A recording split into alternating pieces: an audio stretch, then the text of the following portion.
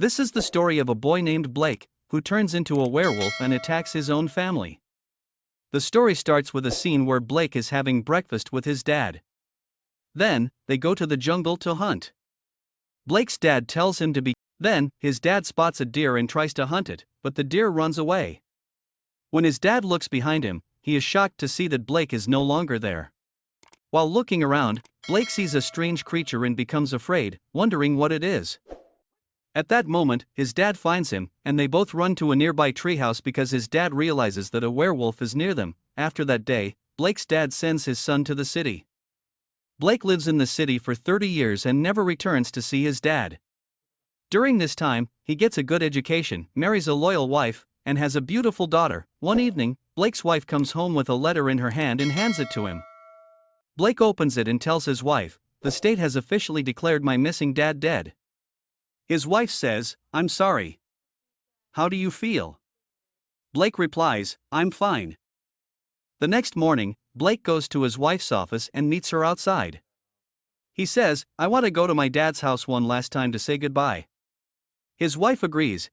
Before entering the dangerous area, Blake meets his childhood friend, Clark. Clark joins them in the van. While driving, Blake sees what he thinks is a werewolf on the road but soon realizes it's a human. Blake tries to stop the van, but it goes out of control and gets stuck in the trees on the side of the mountain road. Clark tries to get out of the van but falls from a height. Blake watches in horror as an unconscious Clark is dragged away by some kind of animal. Then, they hear the growling of an animal. Blake tries to close the van door, but the situation becomes chaotic.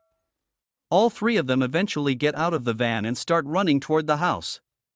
After reaching home, Blake's wife asks, "What is this thing?" Blake replies, "I don't know," and snaps, "Just shut the fuck up. That animal is still outside our house." When the werewolf momentarily leaves their house, Blake checks the entire house.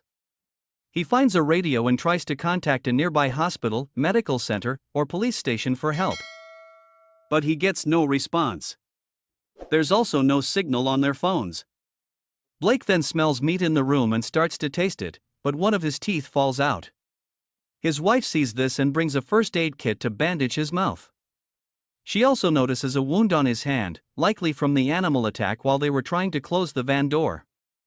She treats his wound as well. Suddenly, the werewolf comes near the house again. Blake hears its growling and secures the door with a cabinet. Their daughter becomes worried about her dad. Blake starts feeling strange changes in his body. He can even hear the sound of a spider walking on the second floor. He notices the werewolf walking around the house, trying to get inside. Blake stands near the door to stop it, but the werewolf is too powerful. It breaks the door, grabs Blake's leg, and drags him. Blake tries to reach for a spanner to hit the werewolf, and his wife helps him.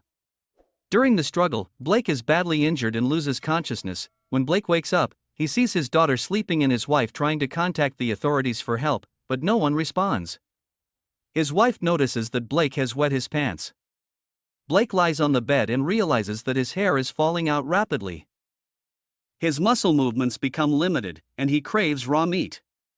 He can no longer speak or understand words. His wife gives him a notebook and pen and asks him to write down how he feels. Blake writes one word, dying. Blake starts seeing things differently and loses the ability to communicate. His daughter becomes worried and goes to another room. His wife notices Blake's wound and becomes concerned. The smell of the wound seems to attract Blake, and he starts eating his own flesh. His wife realizes that her husband is no longer human, he has become an animal. She decides to leave the house and head to Blake's dad's old truck. She manages to jumpstart it, but the werewolf reaches them just as the truck gets stuck. The werewolf attacks Blake's wife, and they all start running toward a plant nursery. The werewolf follows and attacks again. Blake signals to his wife and daughter to run back to the house while he fights the werewolf. Blake's wife and daughter safely reach the house, and Blake begins fighting the werewolf. Eventually, Blake makes it back to the house, but when his wife opens the door, she is shocked to see that Blake's face has started to resemble a wolf's.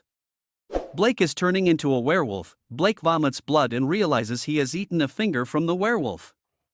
He stands up and almost attacks his wife but manages to control himself. He decides to leave them and opens the door.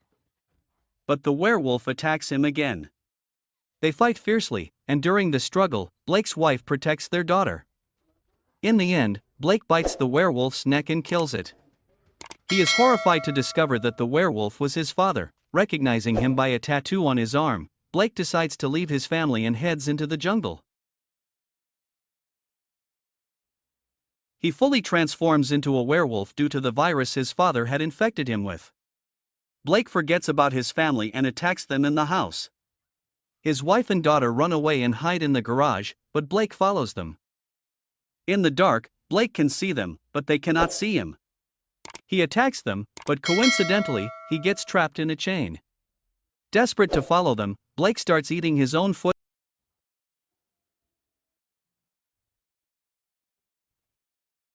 Blake's wife and daughter hide in the treehouse, but Blake follows them there. He climbs up and tries to attack them. Blake's wife grabs a shotgun and shoots him in the chest. The story ends here. Please like, subscribe, and share.